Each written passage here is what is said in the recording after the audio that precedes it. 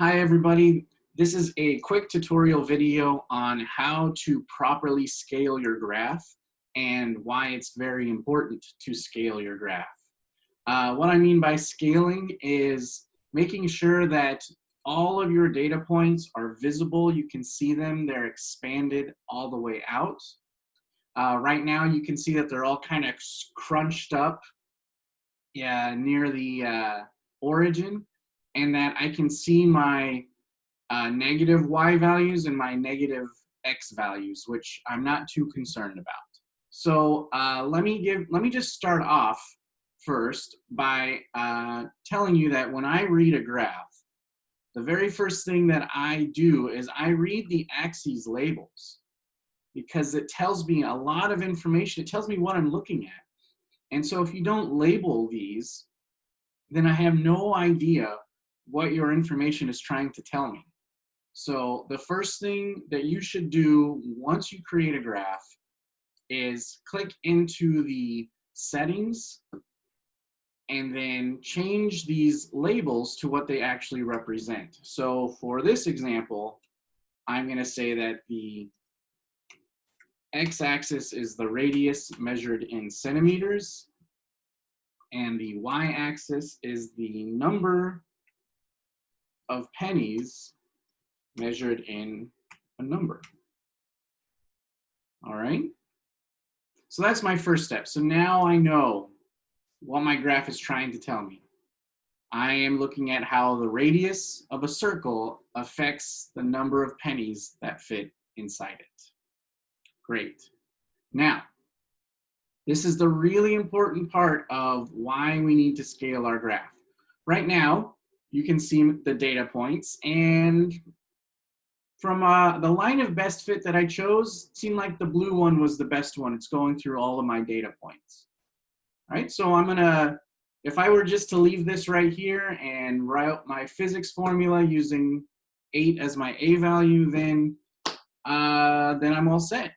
I think I'm finished, but let me scale it first. So the easiest way to scale a graph is to go to your graph settings.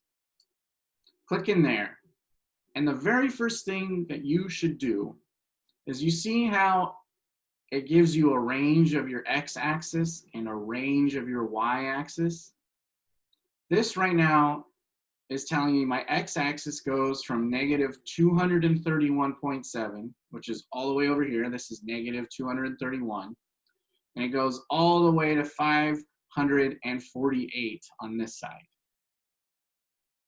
Okay, but look at the data I collected. It doesn't go anywhere near those values. All right, same with the y-axis.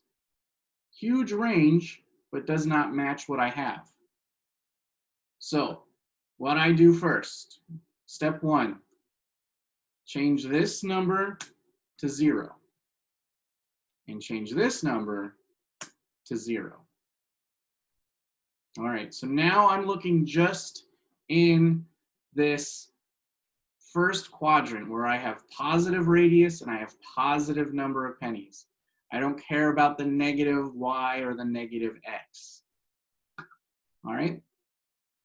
Now, my x-axis is still going all the way to 548. So I'm going to change that to my biggest number I have on my x column.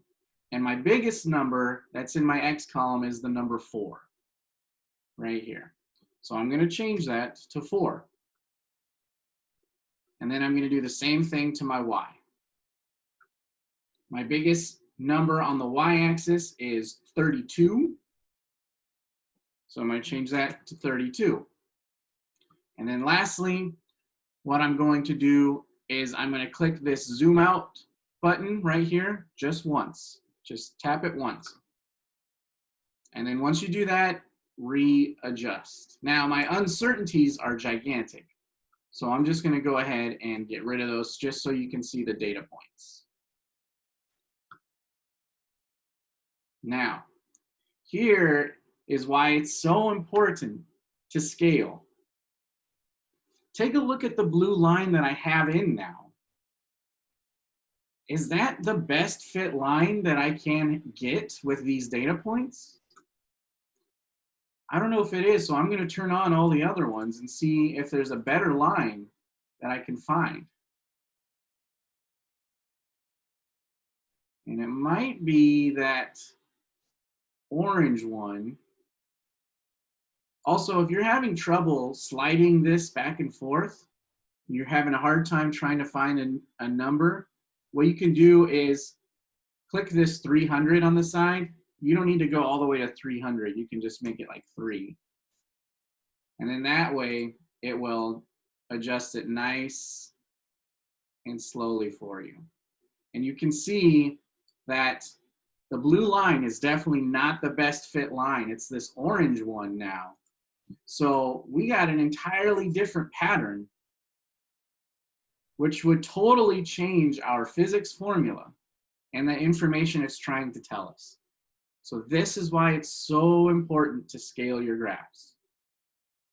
All right, so let me remind you one more time.